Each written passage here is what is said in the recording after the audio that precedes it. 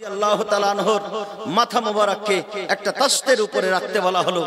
তাস্তের উপরে রাখতে বলে এই ইবনে জিয়াদ পাপী দুষ্ট দুরাচার একটা লাঠি নিয়ে আর ইমামে হুসাইনের মুখ মোবারকে গাল মোবারকে যেখানে সেখানে লাগাচ্ছে আর বলছে, হুসাইন এ দেখো আজকে আল্লাহ তোমাদেরকে হারিয়েছে আর আমাদেরকে জিতিয়েছে।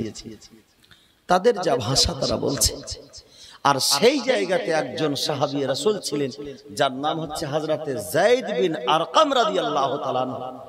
একজন আর সাহাবী ছিলেন যেই সাহাবী একেবারে বয়স্ক হয়ে গিয়েছিলেন। হযরতে যায়েদ বিন আরকাম রাদিয়াল্লাহু তাআলা আনহু অসংখ্য হাদিসের riwayat করেছেন। যেমন আমরা কুরবানির মাসে যে কুরবানির কথা হাদিসটি বয়ান করি, আমার রাসূলের পাককে যে জিজ্ঞাসা করা হয়েছিল মা হাজিল আজাহি ইয়া রাসূলুল্লাহ, কুরবানি কি? আমার নবীজি বলেছিলেন সুন্নাত আবিকুম ইব্রাহিম, কুরবানি হচ্ছে তোমাদের বাবা ইব্রাহিমের সুন্নাত। এই হাদিসখানা হযরত যায়েদ বিন আরকাম রাদিয়াল্লাহু তাআলা আনহু বর্ণনা করেছেন। এই যায়েদ বিন আরকাম তিনি হচ্ছেন খাঁটি সাহাবী। তিনি কিন্তু বেরাদার সেখানে ছিলেন। আর হুসাইনের মুখ মোবারকে বেহুরমতি দেখে হযরত যায়েদ বিন আরকাম বয়স্ক লোক সহ্য করতে পারলেন না, দাঁড়িয়ে গেলেন আর ইবনে জিয়াদকে হুমকার দিয়ে বলছেন, এ ইবনে জিয়াদ পাপী দুষ্ট দুরাচার, তুমি এমন জায়গাতে লাঠি লাগাচ্ছ যেই জায়গাতে আমি খোদার কসম করে বলি আমার রাসূলের পাককে আমি দেখেছি সেই জায়গাতে আমার রাসূলের পাক চুমো দিতেন। আমার রাসূলের পাক সেই ঠোঁট মোবারকে চুমো দিতেন যখন হুসাইনের শৈশবকাল ছিল। আমি নিজের চোখে দেখেছি আমার হুসাইনের মাথা মোবারকে চুমো দিতে। এই ইবনে জিয়াদ তোমাকে লজ্জা লাগে না? নির্লজ্জ তুমি আজকে ইবনে রাসূল এরকম ভাবে বেহুরমতি করছো, তাকে অসম্মান করছো। এই কথা বলে তিনি কাঁদতে কাঁদতে বয়স্ক লোক বেরিয়ে যাচ্ছেন সেইখান থেকে। কিন্তু ইবনে জিয়াদ বলছে যে আপনি যদি বয়স্ক না হতেন আপনার মাথা শেষ করে দিতাম। বলে, দুষ্ট দুরাচার, তুই আমাকে শেষ করলি তো কি আর বাঁচিয়ে রাখলি তো কি? আমি তো হুসাইনের মাথা মোবারক দেখে এমনিতেই শেষ হয়ে গেছি। তুই যদি আমাকে শেষ করে দিস তবুও কোনো যায় আসে না। আমার বয়স্ক লোকের উপরে, আমার বয়স্ক হওয়ার জন্য আমার প্রতি তুমি দয়া করছো, কিন্তু ইমামে হুসাইন ইবনে রাসূলের ছোট ছোট বাচ্চার প্রতি তুমি দয়া করনি। তোমার মতো নিকৃষ্ট আর কি হতে পারে? এইরকম কথা বলে সেইখান থেকে বেরিয়ে গিয়ে বাইরে বসে বসে কাঁদতেছিলেন। আল্লাহু আকবার। বাইরে বসে বসে কাঁদছিলেন সে হযরতে যায়েদ বিন আরকাম রাদিয়াল্লাহু তাআলা আনহু। বিরাদারের ইসলাম, বাইরে কাঁদতেছেন যায়েদ বিন আরকাম। এদিকে শেষ পর্যন্ত কি করলো, 12ই মুহররমুল হারামে এদিকে অনেক বক্তব্য হলো, অনেক কিছু আরো কথা ছিল সেখানে। শেষ পর্যন্ত ইবনে জিয়াদ ঘোষণা করলো, যাও একে কুফা শহরে ঘুরিয়ে নিয়ে আসো, ঢোল তাবলা বাজনা টাজনা নিয়ে। আর তারা সেই কুফা শহরে তাকে ঘুরিয়েছিল। আর ঘুরিয়ে নেওয়ার পরে আশিরানে হারামকে শেষ পর্যন্ত ওই কুফার জেলখানাতে বন্দী করা হলো। কুফার জেলখানা এমন এক জেলখানা, অন্ধকার জেলখানা। প্রবেশ করার পরে দিনের বেলা মনে হচ্ছে রাত্রি লেগে গেছে। এই অন্ধকার জেলখানায়, কুফার জেলখানায় বন্দী করা হলো। রিওয়ায়াতের মধ্যে এসেছে কয়েকটি কথা। এক রিওয়ায়াতে পড়লাম যে কুফার জেলখানায় 3 দিন ছিলেন। আরেক রিওয়ায়াতে পড়লাম কুফার জেলখানায় 3 দিন ছিলেন। আরেক রিওয়ায়াত দেখলাম, একটি বই আর খুললাম, সেখানে যেখানে মাবাদে কারবালা যেই কিতাবটি বেশ কয়েকজন বুজরুগ আলিম লিখেছেন, সেই কিতাবটিতে ফের পড়লাম যে কুফার জেলখানায় মোট 34 দিন ছিল। এরা বলছে আবার 34 দিন। যাই হোক, ইখতিলাফি মাসলা, বলে কয়েকটা দিন ছিল। শেষ পর্যন্ত ওই কুফার জেলখানায় থাকার পরে এইদিকে ইয়াজিদের পক্ষ থেকে কিছু ঘটনা আরো ছিল বাবা। তবে সব ঘটনা তিল তিল করে বললে বেশি সময়ের প্রয়োজন, একটু জীবনীটিকে আগিয়ে নিয়ে যেতে হবে। আর আগামীতে মাত্র 2টো রাত আছে ইনশাআল্লাহ। আমি কাফেলাকে মদিনা পর্যন্ত নিয়ে যাব, আর মদিনার পরের ঘটনাগুলিও বলবো। এ কথা আমি ইনশাআল্লাহ বলেছি যে বলবো ইনশাআল্লাহ। তো বেরাদার, খুব চেষ্টা করছি আমি একটু আগিয়ে নিয়ে যাওয়ার। সুবহানাল্লাহ। যাই হোক, এই কয়েকটা দিন এখানে থাকার পরে যারা 3 দিনের কথা বলেছে যে 3 দিন জেলখানায় ছিল, তাদের রিওয়ায়াত অনুযায়ী 15 সফরে 15ই মুহররমুল হারামে সেইখান থেকে আবার এই কাফেলাকে রওনা করা হচ্ছে। কোথায়? দামেস্ক। মানে দামেস্ক থেকে, সেন্ট্রাল থেকে, সেখান থেকে মেন সেন্টার থেকে হুকুম হয়েছে ইয়াজিদের যে কাফেলাকে আসিরানে হারাম অর্থাৎ আহলে বাইতের যারা কয়েদি তাদেরকে ইমিডিয়েটলি তাড়াতাড়ি করে দামেস্কে মুলকে শামে পাঠিয়ে দেওয়া হোক।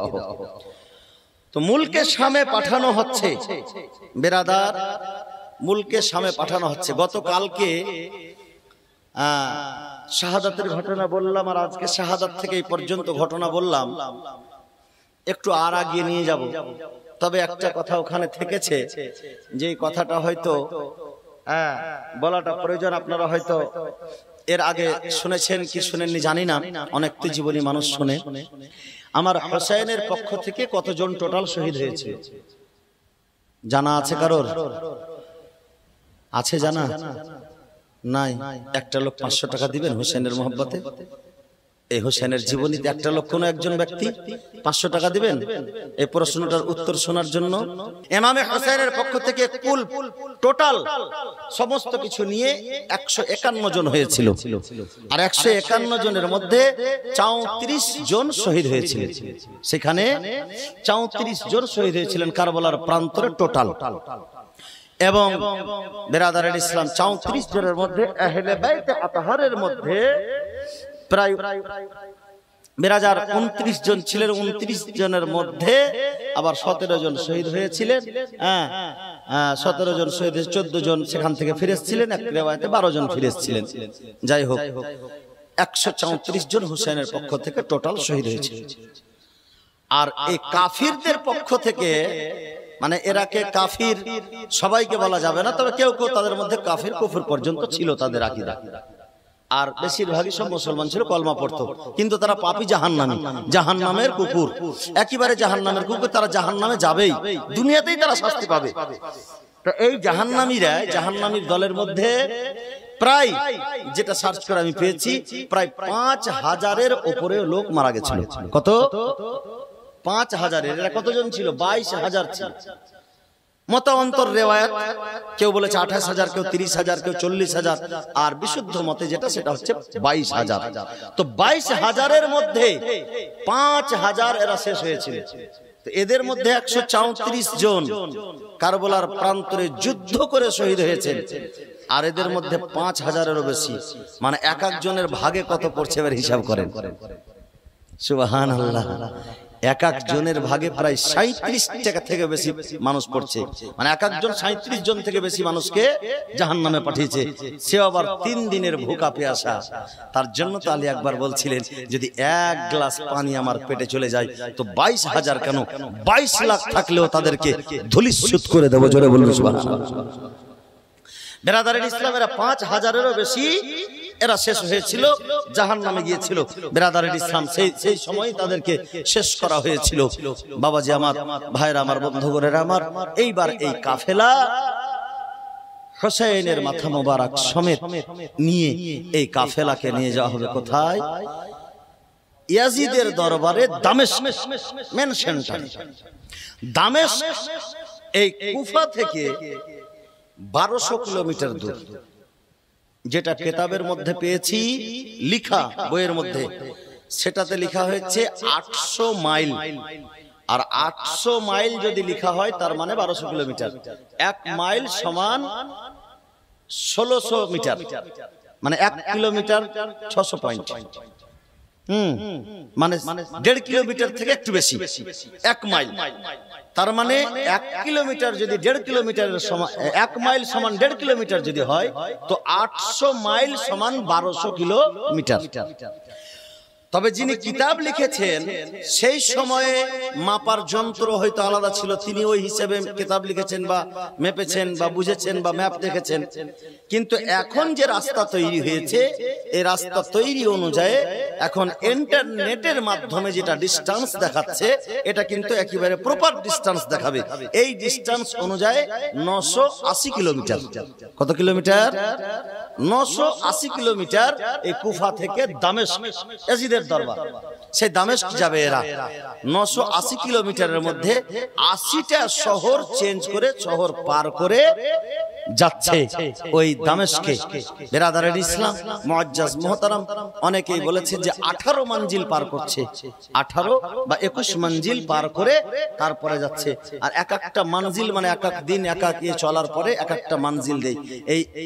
এই কুফা থেকে দামেস্ক পর্যন্ত যারা যাচ্ছে, মোট 23 দিনের সফর করে তারা দামেস্কে পৌঁছাচ্ছে। 23 দিনের সফর করে। এই চারটিখানি সফর নয়, এরা সফরই সফর। মক্কা থেকে মদিনা থেকে মক্কা, মক্কা থেকে এসেছে আবার আমার হোসেনের কাফেলা কারবালার প্রান্তর, যা মক্কা থেকে কারবালার প্রান্তর পর্যন্ত 1800 কিলোমিটার তারা সফর করে এসেছে। আবার এই কারবালা থেকে আবার কুফা যাচ্ছেন, এখানে 75 কিলোমিটার। আবার এই কুফা থেকে আবার তাদেরকে কয়েদি বানিয়ে নিয়ে আবার সফর শুরু হবে, 1200 কিলোমিটারের সফর। আল্লাহু আকবার। এই চারটিখানি ব্যাপার। সেই জেলখানা থেকে যখন জেলখানাতে কয়েকদিন থাকার পরে সেই জেলখানা থেকে যখন বের করে আনা হলো, শুধু হাড় মোবারক আছে, মাংস নাই, শুকিয়ে গেছে, চেহারা মোবারক আর চিনা যায় না, ধুলাবালি পড়ে আছে, সবাই তো শহীদ হয়ে গেছে। বেরাদারের ইসলাম, সেই পরিস্থিতিতে চেহারা কি আর ভালো থাকে? বেরাদার, সেই অবস্থাতে হযরত ইমাম হুসাইন রাদিয়াল্লাহু তাআলা আনহুর মাথা মোবারককে আগে আগে ইমাম হুসাইনের মাথা যাচ্ছে, এই মাথা মোবারক আগে আগে এই জায়গাতে, এই কুফা শহরে এই জায়গাতে আজকে কয়েদি হয়েছিলেন ইমাম হুসাইনের পরিবার, যেই জায়গাতে তার বাপের হুকুমতি ছিল। হযরত আলী কুফার গভর্নর ছিলেন। 36 হিজরিতে আলী কুফাতে গভর্নর হয়েছিলেন এবং 40 হিজরি পর্যন্ত আলী ছিলেন কুফা শহরের গভর্নর। আর কুফা শহরের কুফাবাসীরাই তাদের উপরে হযরত আলীর উপরে হামলা করে হযরত আলীকে শহীদ করে 40 হিজরিতে সেখানে হযরত আলীর মাজারে পাক ওই কুফাতে আছে। কুফাতে হযরত আলীর মাজারে পাক আছে। বেরাদারের ইসলাম, সেই জায়গাতে যেখানে বাপের হুকুমতি বাপের রাজত্ব ছিল, সেখানে এরা কয়েদি হয়েছিলেন। আর সেই কয়েদি হয়ে সেইখান থেকে বাবা রাস্তা নিচ্ছেন কোথায় যাওয়ার জন্য? এবার দামেস্ক যাওয়ার জন্য রাস্তা। ইবনে জিয়াদ, আমর ইবনে হাজ্জাজ, আর কয়েকজন, একজনের নাম তারিক, আর একজন নাম শিমর বিন জওশানের সরগর্মি, অর্থাৎ শিমর বিন জওশানকে সিপে সালার বালানের কমান্ডো বানিয়ে 5000 সিপাহীর তত্ত্বাবধানে 5000 সিপাহীকে দিয়ে সঙ্গে করে 5000 সিপাহীকে দিয়ে পাঠিয়ে ওই আসিরানে হারামকে পাঠিয়ে দেওয়া হলো কোথায়? দামেস্কে। দামেস্কে পাঠিয়ে দেওয়ায় কুফা থেকে যখন রাস্তা ছাড়লেন, প্রথম মঞ্জিল পার হলো, প্রথম মঞ্জিল পার হলো, দ্বিতীয় মঞ্জিল পার হলো। বেরাদার, দ্বিতীয় মঞ্জিলে আসার পরে সুবহানাল্লাহ, এই হযরত ইমাম হুসাইন রাদিয়াল্লাহু তাআলা আনহুর মাথা মোবারক, সেখানে তারা প্রথম মঞ্জিলে যখন এসেছে, তো এই সমরজিল জওশান সেখানে পাড়াও, সেখানে ডেরা লাগিয়েছে। আর ডেরা লাগানোর পরে একটি উট জবে করেছে তারা খাওয়ার জন্য। উট জবে করে যখন মাংস তৈরি করেছে, সেই মাংস রান্না করার জন্য হাঁড়িতে চাপিয়েছে, আর সমস্ত মাংস একেবারে রক্ততে পরিণত হয়ে গেছে। মাংস আর ছিল না, একটা আর মাংস নাই। এরা ভয়ে একেবারে জর্জরিত হয়ে সেখান থেকে ডেরা উঠিয়ে চলো, আগে বেড়ে যাব। বেরাদার, এদিকে আগে বেড়ে গিয়েছে, সুবহানাল্লাহ, এদিকে আগে বেড়ে যাচ্ছে। দ্বিতীয় মঞ্জিলে গিয়ে উপস্থিত, দ্বিতীয় মঞ্জিলে একজন পাদ্রী দ্বিতীয় মঞ্জিলে গিয়ে উপস্থিত হলো। দ্বিতীয় মঞ্জিলে গিয়ে যখন উপস্থিত হয়েছে, সেই মঞ্জিলে বেরাদারের ইসলাম যখন দাঁড়িয়েছে, তো একজন সেইখানে দেখতে পাচ্ছে যে একটা লোহার কলম আর একটা দেওয়াল ছিদ্র হয়ে একটা হাত বের হলো, আর ওই হাত দিয়ে ওই লোহার কলমে ধরে আর একটা রক্ত দিয়ে যেন লিখছে দেওয়ালে। সেখানে কি লিখছে? একটা ছন্দ লিখছে, আতারজু, আতারজু বলে একটা শব্দ লিখছে, যে আতারজু উম্মাতুন কাতালাত হুসাইনা, আতারজু উম্মাতান কাতালাত হুসাইনা, আতারজু শাফাআত জাদ্দিহি ইয়াউমাল হিসাবি। মানে যারা, যেই কওম, যেই সম্প্রদায়, যেই লোকগুলি ইমামে হুসাইনকে শহীদ করেছে, তারা আবার এই আশা করে যে কাল কিয়ামতের ময়দানে আমরা তার দাদা অর্থাৎ তার নানাজান রাসূলে পাকের শাফাআত পাবো। এটা কত আশ্চর্যজনক বিষয়। এর ট্রান্সলেট এই ছন্দের, ওই ছন্দটুকু লিখছে। তো তারা তো আরবিয়ান ছিল, আরবি পড়তে পারতো, আরবি ছন্দ দেখে সেখান থেকে বেরিয়ে গেল, সামনে একটা গির্জা ঘর পেল, সেই গির্জা ঘরে তারা গিয়ে অবস্থান করলো। সেখানে একটি পাদ্রী ছিল। কি ছিল? একটি পাদ্রী। পাদ্রী বলা হয় ইহুদিদের আলিমকে। সেই পাদ্রী সেখানে ছিল, বেরাদারের ইসলাম। সেই পাদ্রী সেখানে আছে। এইদিকে পাদ্রী যে আছে, তখন এইখানে যখন মাথা মোবারক দেখেছে আর এতজন লোকজন দেখেছে, সে পাদ্রী বলছে, তোমরা কারা এবং তোমাদের সঙ্গে এই মাথা কার? তো বলে, এই মাথা হচ্ছে ইয়াজিদের বাগীর মাথা, মানে ইয়াজিদের যে বাগাওয়াত করেছে তার মাথা। বলে, তার নাম কি? বলে, তার নাম হোসেন। তার বাপের নাম কি? তার বাপের নাম আলী। এদিকে পাদ্রী কিন্তু কিতাবে পড়েছে। বলে, তার মায়ের নাম কি? বলে, তার মায়ের নাম ফাতেমা। বলে, কোন ফাতেমা? যে তোমাদের নবীর সন্তান, মেয়ে? বলে, হ্যাঁ, সেই নবীর মেয়ে ফাতেমা, তার ছেলে হচ্ছে হোসেন। তখন সেই পাদ্রী বলছে, শয়তানের দল, তোমরা সরাসরি কেন বলছো না তোমরা নওয়াসায়ে রাসূল হযরত হোসেনকে তোমরা শহীদ করেছো? এই কথা বলছে সে পাদ্রী। পাদ্রী বলার পরে হযরত হোসেনের মাথা মোবারককে দেখছেন একেবারে খুব লক্ষ্য করে, চকমকে চেহারা, শহীদ হওয়ার পরেও যেন চাঁদের মতো চকচক করছে চেহারা মোবারক। আল্লাহু আকবার। সেই চেহারা জান্নাতি নবযুবকদের সর্দারের চেহারা। সেই চেহারা মোবারক দেখে আর সেই পাদ্রী বলতেছে যে, শোনো, তোমরা এক কাজ করো, তোমরা 10,000 দিরহাম আমার কাছে নাও, আর আজকের রাত্রের জন্য এই মাথা আমাকে দিয়ে দাও, আর সকাল যখন হবে তুমি এই মাথা নিয়ে নেবে। তুমি এই মাথা নিয়ে নেবে। তোমরা এই মাথা নিয়ে নিল। মাথাটা নেওয়ার পরে এই পাদ্রী কি করেছে? রাতের বেলা নিয়ে গিয়ে মাথাটাকে কেওড়া জল আর গোলাপ জল দিয়ে ধৌত করেছে।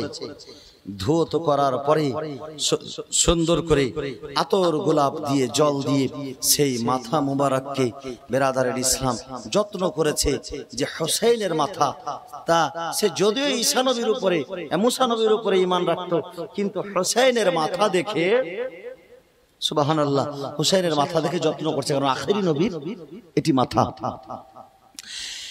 এইদিকে যখন রাত্রি হয়েছে, সেই পাদ্রী দেখতে পাচ্ছে যে আসমান থেকে একটা নূর পিলারের মতো হয়ে আসমান পর্যন্ত হযরত হোসেনের মাথা পর্যন্ত লেগে আছে, আর সেখানে ফেরেশতাদের সালাত ও সালামের আওয়াজ শোনা যাচ্ছে। আল্লাহু আকবার। এই মাথা মোবারকের কারামত দেখে সেই পাদ্রী সেই হযরত হোসেনের মাথা মোবারকের সামনে অদবদ্ধ হচ্ছেন, ইয়া হোসেন, ইয়া হোসেন ইবনে আলী নওয়াসায়ে রাসূল। রাসূলুল্লাহকে কখনো চোখে দেখিনি, হোসেন আজকে তোমার মাথা মোবারককে দেখে রাসূলুল্লাহ, তোমাকে দেখে রাসূলুল্লাহকে অনুভব করতে পারছি যে আমার রাসূলে পাক কত প্রিয় ছিল। হোসেন, তুমি সাক্ষী হয়ে যাও, আমি আজকে কলেমা পড়ে, আমি তোমার নানার কলেমা পড়ে মুসলমান ধর্মে দাখিল হয়ে গেলাম। জোরে বলুন সুবহানাল্লাহ। ইমামে হোসেন এর কারামত দেখে কলমা পড়ে এই পাদ্রী মুসলমান হয়ে যাচ্ছেন। সুবহানাল্লাহ, সুবহানাল্লাহি ওয়া বিহামদিহি। এই মুসলমান হয়ে যাওয়ার পরে যখন সকাল হলো, সে পাদ্রী আবারও বলছে, আবারও টাকা দিব, তোমরা রেখে দাও। এরা তো টাকার লোভী, কিন্তু বলছে না না, আমাদেরকে যেতে হবে। দিয়ে আর রাখা হলো না। হোসেনের মাথা মোবারককে নিয়ে আগে যেতে শুরু করলো। তারপরে আগে একটি হেরান নামক একটি জায়গা আছে, 80টা শহর পার হবে, সবটা শহরের নাম বলা সম্ভব নয়। হেরান নামক একটা, তার মধ্যে মুসাল নামক একটি জায়গা, এই মুসালেই এই পাদ্রীদের সঙ্গে দেখা হচ্ছে। হেরান নামক একটি জায়গা আছে যেখানে ইয়াহিয়া শহীদ নামক একজন লোকের এখন পর্যন্ত কি আছে? মাজার আছে, শহীদের মাজার আছে এখন। ওই ইয়াহিয়া শহীদ ওই হেরান নামক জায়গাতে ইয়াহিয়া বেরাদারের ইসলাম তিনি দেখছেন, সুবহানাল্লাহ, তিনি দেখতেছেন যে সেই মাথা মোবারককে রাখা আছে, আর হযরতে আদম থেকে নিয়ে ঈসা পর্যন্ত আমার রাসূলে পাক, হযরতে হাসান মুজতাবা, হযরতে আলী সবাই এসেছে মাথাকে একদিক থেকে, হযরতে আদম থেকে নিয়ে সবাই সালাম দিচ্ছে। আর মাথা মোবারকের কাছে একজন পাপী, ওই কুফাবাসীর একজন লোক, ইয়াজিদের দলেরই লোক, সে যখন আছে, আল্লাহর ফেরেশতারা এসে সালাম দিচ্ছে এবং আল্লাহর ফেরেশতারা বলছে যে একজনকেও ছাড়া হবে না, যারা হোসেনের শাস্তি করেছে তাদের সকলকে শাস্তি দেওয়া হবে। সেই ব্যক্তিটি বলছে, হুজুর, হযরত রাসূল পাক বলছে, হুজুর আমি মুসলমান ছিলাম। বলে তুমি মুসলমান? এদিকে একজন ফেরেশতা তার গালে একটা চড় মেরেছিল সেই জায়গাতে। তো সেই চড় মারাতে সে মনে মনে ভেবেছিল যে বাপরে কি চড়, তার গাল একেবারে কালো হয়ে গিয়েছিল এবং স্পষ্ট দাগ ছিল। সেই চড় খাওয়ার পরে সে রাসূল পাককে বলছে, হুজুর আমি মুসলমান, আমাকে জোর করে এদের দলে নিয়ে আসা হয়েছে। আমার রাসূল পাক ফেরেশতাকে মানা করে দিল, মারিও না। আল্লাহু আকবার। সে নিজে একটি চিখ মারলো এবং সেখানে মারা গেল। আর সেখানে ইয়াহিয়া নামক একজন ব্যক্তি, আল্লাহু আকবার, বেরাদারের ইসলাম, সেই জায়গাতে আমার হোসেন রাদিয়াল্লাহু তাআলা আনহুর মাথা মোবারকের কাছে ইয়াহিয়া নামক একজন ব্যক্তি যখন শুনতে পেলেন এটি কে, বলছে এটি হচ্ছে হুসাইন ইবনে আলী। বলে এর মায়ের নাম কি? বলে ফাতেমা। বলে এটি কি নবীর নামাসা? বলে হ্যাঁ। বলে শয়তান, দুষ্ট দুরাচার, তোমরা নবীর নামাসাকে শহীদ করেছো। তখন এদিকে ইয়াজিদের দলের লোকেরা বলছে, তুমি বেশি বকবক করিও না, নচেত তোমাকেও শেষ করে দেব। বলে আমাকে শেষ করে দেবে? আমি হুসাইনের মাথার উপরে তোমরা যারা দয়া করনি, আমার প্রতি আর কি দয়া করবে?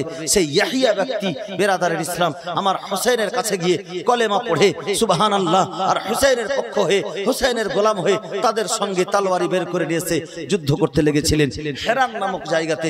আর যুদ্ধ করতে করতে বেরাদার শেষ পর্যন্ত তিনি শাহাদাতের জাম পান করলেন আর শহীদ হলেন। শহীদ হওয়ার পরে সেখানে তার এখনো মাজার আছে, ইয়াহিয়া শহীদ বলে তার মাজার এখনো আছে, যেখানে সবাই জিয়ারত করে। বেরাদারের ইসলাম, এক দুই করতে করতে সফর এগিয়ে যাচ্ছে, সফর এগিয়ে যাচ্ছে। শেষ পর্যন্ত একটি মামুরা নামক শহর, মামুরা নামক একটি জায়গা, এই মামুরা নামক জায়গাতে আজিজ বিন হারুন এখানে বসবাস, আজিজ বিন হারুন এখানে বসবাস করছে, যে যাকে ইহুদি আমরা বলছি, ইহুদি অর্থাৎ মুসা নবীকে তারা মানত, তারা মুসা নবীর প্রতি ঈমান রাখত। ইহুদি মুসা নবীর প্রতি ঈমান রাখত। আজিজ বিন হারুন ওই মামুরা শহরের আজিজ, বিশাল পয়সাওয়ালা। যখন মামুরা শহর দিয়ে পার হবে তো সেই জায়গাতে হযরতে যায়নুল আবেদিনের কাছে আরজ করছেন, হযরতে যায়নাবের কাছে আরজ করছেন হযরতে শিরিন, এই যে খাদেমা, হযরতে ফিজাও আছেন এখানে, শিরিনও আছেন। শিরিন আরজ করছেন হযরতে যায়নাবের কাছে যে মামুরা শহর চলে আসলাম, কিন্তু আমাদের যিনি খাতুনে জান্নাতের কন্যা হযরতে যায়নাবের কাছে একটি ভালো চাদরও নাই। তিনি চিন্তা ভাবনা করে হযরতে যায়নাবকে গিয়ে বলছেন, খাতুন, খাতুনে জান্নাতের আপনারা খাতুন, আকা আমরা হচ্ছে গোলাম খাদেমা। তবে হযরতে যায়নাবকে বলছে, যায়নাব এই দেখো আমার কাছে কিছু গয়না আছে, এই গয়নাগুলিকে আমি এই মামুরা শহরে গিয়ে বিক্রি করে দেব, আর আপনার জন্য কিছু কাপড়, আর কিছু কাপড় সাকিনার জন্য কিছু কাপড় আমি নিয়ে আসবো। এ কথা যখন বলা তো হযরতে যায়নাব বলছে, খবরদার, আমি তোমার দেওয়া কাপড় নেব না, তোমাকে নিয়ে আসতে হবে না। তো হযরতে শিরিন তখন একেবারে কাকুতি মিনতি করে কান্না করতে শুরু করলেন যে আপনাদের সাদকায় সারা জীবন ভালো থেকেছি, আপনাদেরকে ছাড়া এক মুহূর্ত থাকিনি। আজকে আপনাদের এই অবস্থা দেখে আমার কলিজা পর্যন্ত ফেটে উঠছে। যদি আমাকে এই সুযোগটুকু না দেন তো কাল কিয়ামতের দরবারে, কাল কিয়ামতের ময়দানে রাসূল পাকের সামনে কি মুখ দেখাবো, কি জবাব দেব? তবে আমাকে এই খিদমতটুকু করার সৌভাগ্য দেন, সুযোগ করে দেন। বেরাদার, হযরতে শিরিন যখন বারবার করে জিদ করতে লাগলো, বলে ঠিক আছে, যখন শহরে মামুরাতে গিয়ে পৌঁছাবে কাফেলা, সেইখানে গিয়ে যখন দাঁড়াবে তখন সেইখানে গিয়ে কোন একজনের কাছে গিয়ে তুমি তোমার গয়না দিয়ে আর যা কিছু পারবে তুমি খরিদ করে নিয়ে আসবে। বেরাদার, এদিকে কাফেলা চলে যাচ্ছে। আর আজিজ বিন হারুন, মামুরা শহরের যে আজিজ, তিনি কিন্তু বিশাল পয়সাওয়ালা, তিনি হচ্ছেন সেখানকার জানি মানি লোক। তিনি ঘুমিয়েছে আর তাকে ঘুম চলে এসেছে, আর হযরতে মুসা নবীকে সে দেখতে পাচ্ছে। তো তারা মুসা নবীকে অবলম্বনকারী, মুসা নবীকে মান্যকারী, মুসা নবীকে মানতেন। বেরাদারের ইসলাম, এই আজিজ বিন হারুন হযরতে মুসা নবীকে দেখছেন যে মুসা নবীর, হযরতে মুসা আলাইহিস সালামের চুল এলোমেলো হয়ে আছে, দাড়ি মোবারক এলোমেলো হয়ে আছে, একেবারে দুঃখের পাহাড় ভেঙে পড়েছে হযরতে মুসা নবীর উপরে। এই দুঃখিত দেখে আজিজ বিন হারুন একেবারে আশ্চর্য, আল্লাহু আকবার। আমার নবী, আমি যাকে নবী বলে মানি, আমি যার কলমা পড়ি, সে আমার নবী আজকে এত দুঃখিত। বলে হুজুর আপনার এই অবস্থা কেন? এমন কি ঘটনা ঘটেছে? কি প্রয়োজন আছে? কি দরকার আছে? এত এরকম আপনার দুঃখ, কি ব্যাপার, কি ঘটনা ঘটেছে? এই কথা যখন জিজ্ঞাসা করা, বলে আজিজ শোনো, আমার আখেরি নবীর নামাসা হযরতে হুসাইনকে কারবালার প্রান্তরে শহীদ করে দেওয়া হয়েছে। আর সেই হুসাইনের মাথা মোবারককে এই তোমার মামুরা শহরের পার্শ্বে দিয়ে কালকেই সকালবেলা নিয়ে আসবে। আমি সেই হুসাইনের শোকে আমি এরকম হয়ে আছি। বলে হুজুর আখেরি নবী কি সত্য? বলে হ্যাঁ। আল্লাহু আকবার। এখনো এই যুগে সে মুসা নবীকে মানছে, মানে এই যুগে আর মুসা নবীর কলমা পড়তে হবে না। আমার নবীর আবির্ভাবের পরে আগের নবীদের কলেমা বাতিল, আমার নবীর কলেমা চালু। আগের নবীর উপরে ঈমান রাখতে হবে, কিন্তু আমল করতে হবে আখেরি নবীর শরীয়তের উপরে। জোরে বলুন সুবহানাল্লাহ। তো এই দিকে আজিজ বিন হারুন বলছেন যে মুহাম্মদ রাসূলুল্লাহ আখেরি পয়গম্বর, সত্য নবী? বলে হ্যাঁ সত্য নবী। আমরা আল্লাহর কাছে ওয়াদা করে এসেছি, আমরা সেই আখেরি নবীর উপরে ঈমান রাখবো। সকল নবী সেই নবীর কলমা পড়ে তারপরে দুনিয়াতে এসেছে। আল্লাহু আকবার। এই কথা আজিজ বিন হারুন শোনার পরে বলতেছে তার নবী মুসাকে বলে, মুসা নবীকে বলছে হুজুর আমি কি করতে পারি সেই নবীর নামাসার জন্য? আপনি যেটা বলবেন আমি সেটা করব। কারণ এই আজিজ বিন হারুন মুসা নবীকে অত্যন্ত ভালোবাসতো, মুসা নবীর উম্মত মনে করতো নিজেকে। কিন্তু বেরাদারের ইসলাম এই আজিজ বিন হারুনকে হুকুম করছে, মুসা নবী শোনো, যখন তোমার মামুরা শহর দিয়ে এই কাফেলা আসবে, তো তোমার দরওয়াজাতে একজন সেই আহলে বাইতের খাদেমা আসবে। সেই খাদেমার নাম হবে শিরিন। সে খাদেমার নাম হবে শিরিন। সেই শিরিন যখন তোমার দুয়ারে আসবে, তোমার কাছে যা জুটে, যা মুহাব্বত তুমি সেই আহলে বাইতের পক্ষে দেখাতে পারো, তুমি যা জুটবে তুমি তাদেরকে দেবা, তাদেরকে সাহায্য করবা, তাদেরকে সহযোগিতা করবা। যত বেশি দেবা তত আমি খুশি হব। জোরে বলুন সুবহানাল্লাহ। এই কথা স্বপ্ন যোগে দেখেছে। সকাল হয়েছে, এইদিকে আজিজ বিন হারুন নিজের মহল্লায়, নিজের রাজপ্রাসাদে অপেক্ষায় অপেক্ষিত আছে। সময় নির্দিষ্ট বলে দিয়েছে, সেই সময়ের আগে দরওয়াজার পাশে গিয়ে দাঁড়িয়ে আছে, অপেক্ষা করছে। হযরতে হুসাইনের খাদেমা আসবে, হযরতে যায়েনাবের খাদেমা আসবে, হযরতে যায়নুল আবেদিনের খাদেমা আসবে, আহলে বাইতের খাদেমা আসবে। আল্লাহু আকবার। যেই আহলে বাইতের মর্যাদা আছে এত বেশি, সেই খাদেমারও অবশ্যই অনেক মর্যাদা হবে। জোরে বলুন সুবহানাল্লাহ। भले महबूब की हर चीज महबूब हुआ करती है और निस्बत से शय मुमताज हुआ करती है। जोरे बोलो सुभान अल्लाह। যদি নিসবত হয়ে যায়, সঙ্গ হয়ে যায়, তবে মর্যাদা বেড়ে যায়। বেরাদার আজকে আমি এই কাপড়টুকু নিজের গলায় নিয়ে আছি, এই কাপড়কে যদি আমি ফেলে দিই তবে আমার ব্যবহার করা কাপড় মানুষ পা দিয়ে খুঁচে চলে যাবে।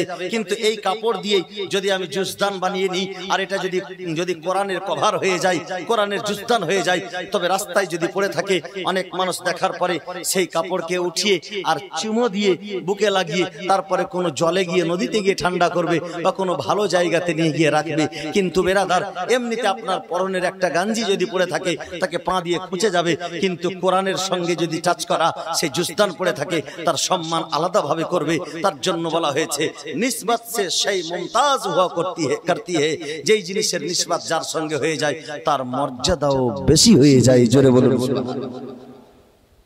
এই নিসবত সে সেই মুমতাজ হুয়া করতি হে।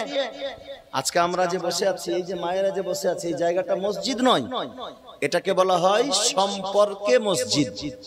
এই যে মসজিদের এটা আঙ্গানা, ডাইনিং, এটা হচ্ছে সম্পর্কে মসজিদ। এই যে আমাদের ঘর, এটা হচ্ছে সম্পর্কে মসজিদ।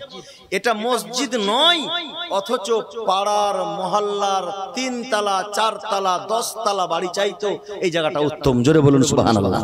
তো নিসবত সে সেই মুমতাজ হুয়া করতি হে, মসজিদের সংলগ্ন, মসজিদের সম্পর্কে মসজিদ, তার জন্য তার মর্যাদা বেশি।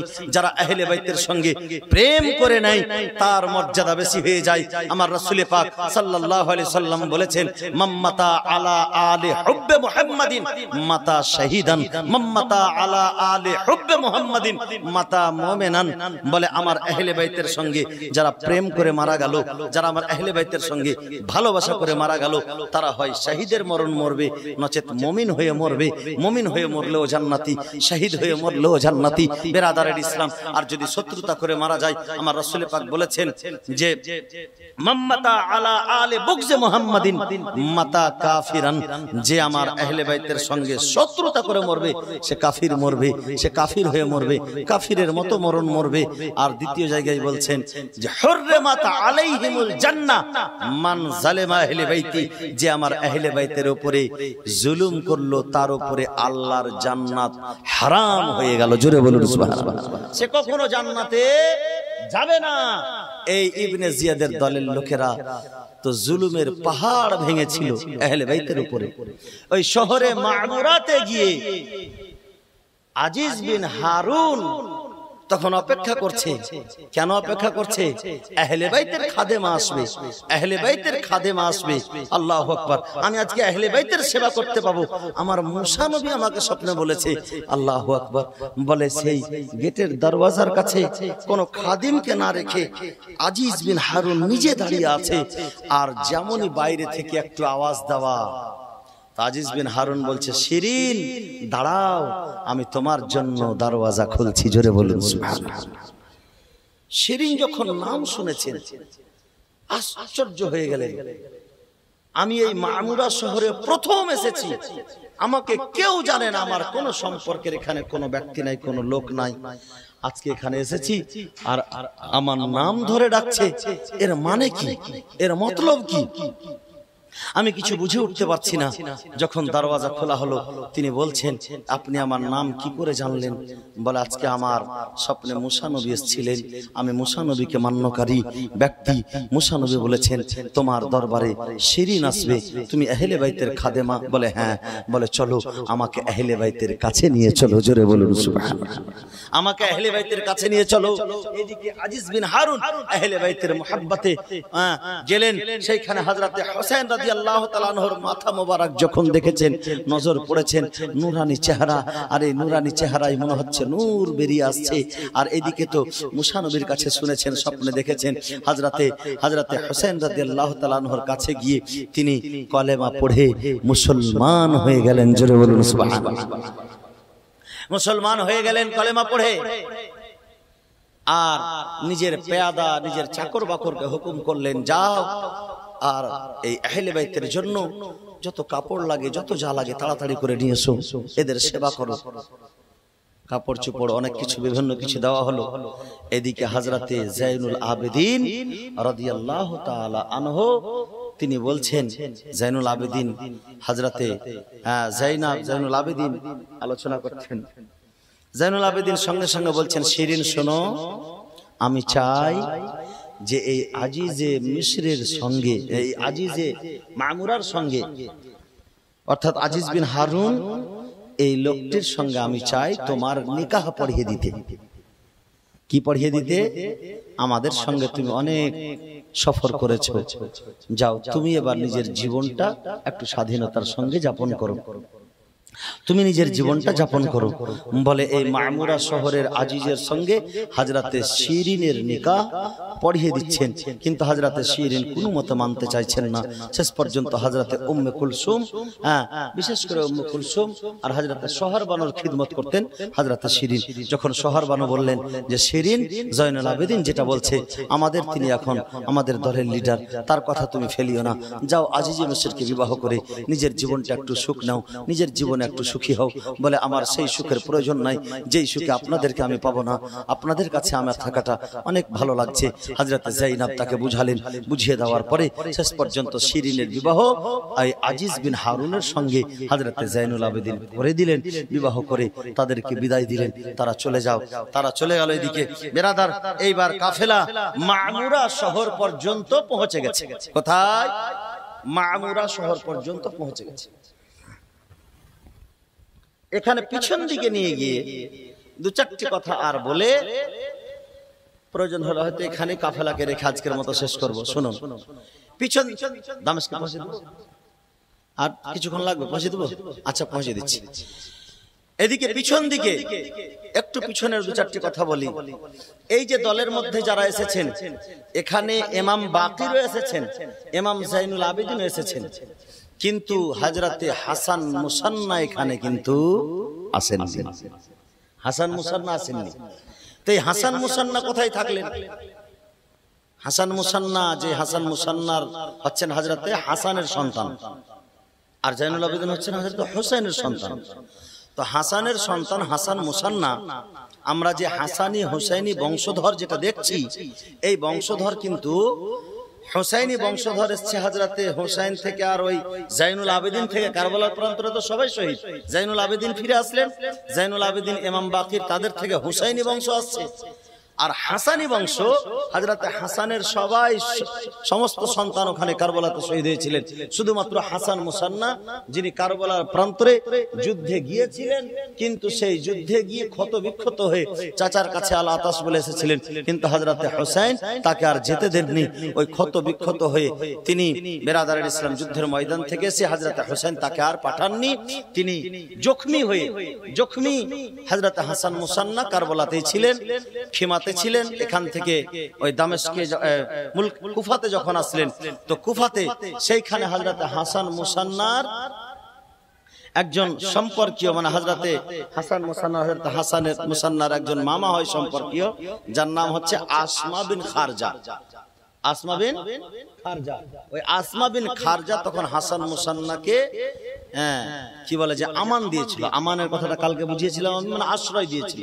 বলে হাসান মুসান্নাকে তার ট্রিটমেন্টের প্রয়োজন আছে, তার খুব আঘাত লেগেছে তারওয়ারি বল্লমের আর কিছুরই, তো তার ট্রিটমেন্টের প্রয়োজন আছে, যে তাকে ট্রিটমেন্ট করাবো বলে, চিকিৎসা করাবো বলে সেই কুফাতে আসমা বিন খারজা নিজের কাছে রেখেছিল এবং ট্রিটমেন্ট করিয়েছিল। ট্রিটমেন্ট করিয়ে যখন ভালো হয়েছিলেন, তো যেহেতু উনি তাকে আশ্রয় দিলেন, আমান দিলেন, তো এবার মানে তার হওয়ালায় চলে গেল। সে তখন কিছুদিন পরে তাকে সুস্থ করে আবার মদিনায় পাঠাচ্ছেন।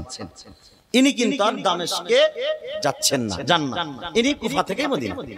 আর এই কুফা থেকে দামেস্কে যারা যাচ্ছেন, তারা হচ্ছেন দুজন ছেলে। একজন হচ্ছেন ইমাম বাকির আলাইহির রাহমাতুর রিজওয়ান, ইমাম জাইনুল আবেদিনের ছেলে হোসেনের পোতা, আর একজন হোসেনের ছেলে বাকির রহমাতুল্লাহ, বাকির রাদিয়াল্লাহু, ইমাম জাইনুল আবেদিন রাদিয়াল্লাহু তাআলা আনহু।